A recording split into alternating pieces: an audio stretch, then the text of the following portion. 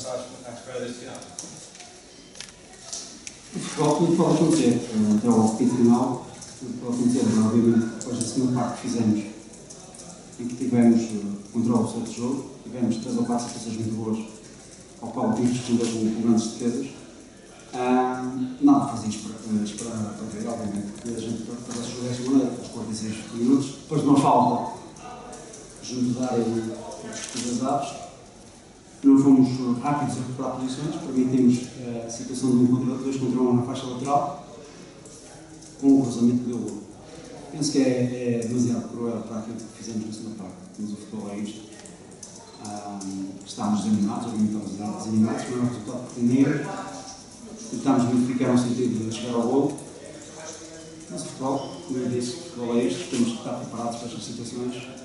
Vamos procurar nas próximas jornadas ou no próximo jogo retirar este resultado e continuar na luta para aquilo que é o nosso objetivo, que é subir a divisão. Vamos conseguir. Pensar a subir da Liga 2? Não, pensar a discutir os 2 pontos. Por isso que nós fizemos na divisão deste jogo, virámos discutir os 3 pontos, no sentido de darmos mais um passo importante para conseguir o mais rápido possível a subir. Perdemos aqui hoje, para um adversário que também é um adversário bom, um adversário que tem qualidade e que também está na luta por um dos lugares que está acesso a subir. Contudo, acho que, como eu disse, este resultado não foi aquilo que nós desejávamos, nem aquilo que a equipa fez durante os 90 minutos para que pudesse acontecer. Mas, de qualquer maneira, o futebol é assim. Estamos ao desanimados, estamos ao desanimados com o resultado, perder aos 46 minutos. Ninguém gosta, ninguém gosta.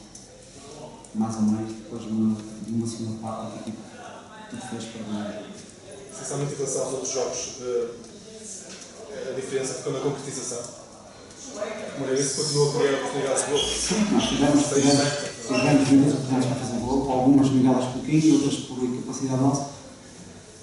E digamos que esse foi o fator menos positivo deste jogo, foi a capacidade de concretização da equipa, e foi este último gol. Uma equipa amadora como a Armação pode permitir um jogo destes, um gol desta maneira, numa situação que tinha sido um ataque nosso, o árbitro tinha que marcar a falta, e dá uma saída rápida por parte dos aves, não pode acontecer. Não deve acontecer. Pode acontecer, mas não deve acontecer.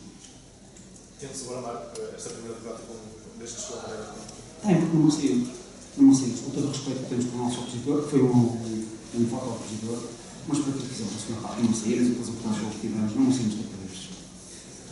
E estamos um pouco desalentados por isso, mas para o futebol. O jogo com o Braga é mesmo para recuperar essa situação.